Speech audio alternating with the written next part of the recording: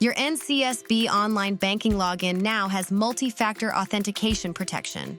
Today, I'll walk you through how to navigate this added step of security. When you log into your EagleNet online banking, you may be asked to complete a quick verification step to confirm your identity. You will be able to receive your verification by either text message or phone call using a number already on file. For our example, we'll select "Send me a text message." From here, you'll be taken to a screen where you will enter the code.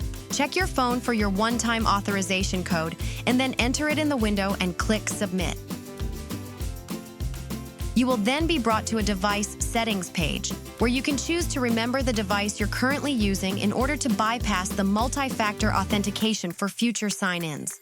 Here, you can create a custom name for your device. We recommend remembering a device only if it's a device you own and trust, such as your personal phone, tablet, or home computer.